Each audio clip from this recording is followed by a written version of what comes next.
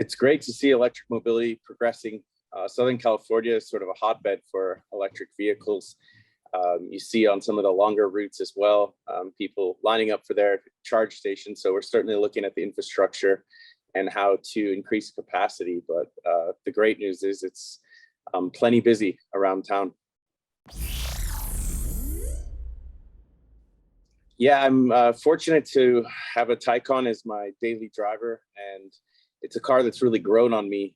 In the beginning, I didn't know what to expect. I had done a few tests in the cars, but living with one and driving it daily, it's so enjoyable. I mean, what you underestimate is how linear the power delivery is, how smooth, quiet, comfortable things are. And my kids love stopping and starting, let's say it that way. Absolutely. I've become a big believer in it. Even from a performance standpoint, the way that Porsche has placed the weight low and always looking at handling is as important as 0 to 60s or performance numbers. And that's always the most fun is the twisties as well. Luftgekühlt is my personal business. We focus on experiential air-cooled all types of online and offline activities, trying to speak to not only the purists, but the first timer and the new people interested in joining into the Porsche family.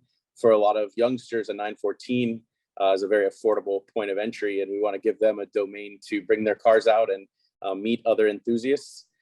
Patrick Long Esports, as well as being an ambassador for Hagerty, are high up on my list. I've got a new project coming online here in the next 2 months in Los Angeles with the Hagerty people that is brick and mortar, and the first time that we'll have a space to celebrate some activities. So plenty busy there, and also consulting for the CEO and Porsche Motorsport North America, as well as being an ambassador for Porsche Cars North America with streetcar products. So have my hands in quite a few different things. More time on the weekends to be with family, but during the week, doesn't seem like there are enough hours in the day.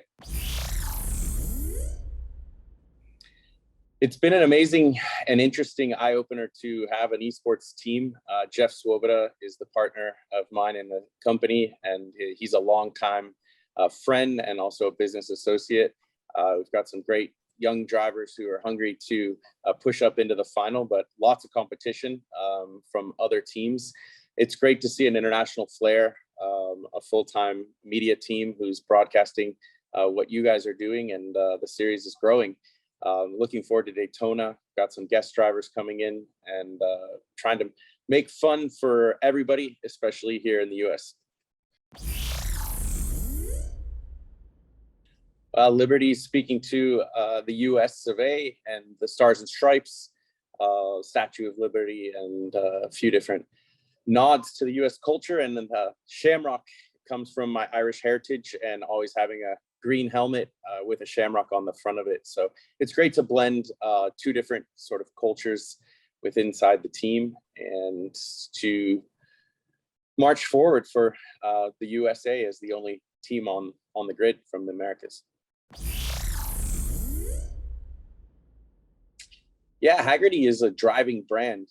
We look across all different platforms, both online and offline. For instance, I just came back from the California Mille, which was a week-long rally paying homage to what really started it all, the Mille Mille in Italy. But to have a general license here in the US and for Hagerty to be the backer and the producer and the owner of that event is a way to preserve driving.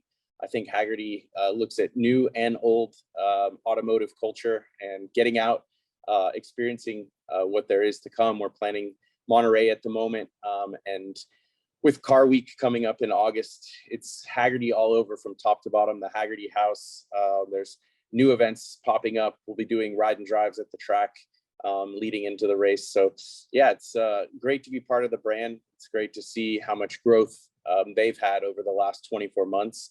And with everything coming back online and lots of events, automotive events here in the US, it's been fun and busy. Yeah, I think Mike Rockenfeller can share some stories about Daytona. Every year that you enter the 24 hours of Daytona, you know you have a chance at winning the famous Rolex watch, but you also know that there's 60 other cars on the grid with multiple drivers in each entry that want that watch as well. So it produces great battles. Been fortunate enough to win the watch in the past, but I also had lots of letdowns and moments where we thought we had an overall win in our hands and it slipped through in the last final hours. But a great memory would be 2000, let's see, I'll get this right, 2006. Mike, myself, and Lucas Luhr were driving the Alex Job Daytona prototype, and we had a mechanical failure after being on pole position and leading many hours of the race overall. We battled back from, I think, 8 laps down to get back onto the lead lap, and we were fighting the Ganassi boys and Juan Montoya into the closing stages of the race, and ended up on the podium, but just fell short after losing the axle boot another time. But the days there, multiple class racing, outside restarts on the infield, just an amazing track that produces close quarter racing. It's certainly a lot tighter and a lot less racetrack than Le Mans, for instance. So same amount of cars, but quite a bit less racetrack. But the high banks are the most memorable part, especially for the first time drivers who go to Daytona. You underestimate just how tall the banking is. But to make speed at Daytona, it's really about last of the late breakers into turn 2, the first hairpin, and getting off of the bus stop chicane in the back straightaway for a run all the way up to start finish. I think each team raising awareness for different groups and studies is one great way to give back when you look at motorsport and how it can create PR awareness and drive funds towards different charity groups, resource centers, and people who are making a difference out there. There's so many fans and avid enthusiasts of motorsport who are there for the competition, but it becomes such a great platform for messaging, and with that, doing something good with sport and competition. Yeah, my first memories of meeting Mike was actually my tryout for the UPS Junior Porsche team. I was the new guy. Mike was already in the team for 1 year with Mark Lieb, and Mark Lieb was moving on to the factory team. Joining the team at Leipzig for my first test, it was quite apparent how talented Mike was, and pretty open for a teammate. I was a bit older and had some more slicks and wings racing experience in single seaters, but needed to learn what it was like to race in GT racing. And I remember battling quite hard with Mike and thinking, this could get interesting after a year together. And although we had some moments where we were looking across each other before the race, I think generally we had a great working relationship and we pushed each other. Owen Hayes, our engineer, was just a tremendous gift to both of us. Somebody who had so much international experience in DTM, top level prototype racing, and to be running our Porsche Carrera Cup cars and Super Cup cars was such an interesting and insightful experience for us.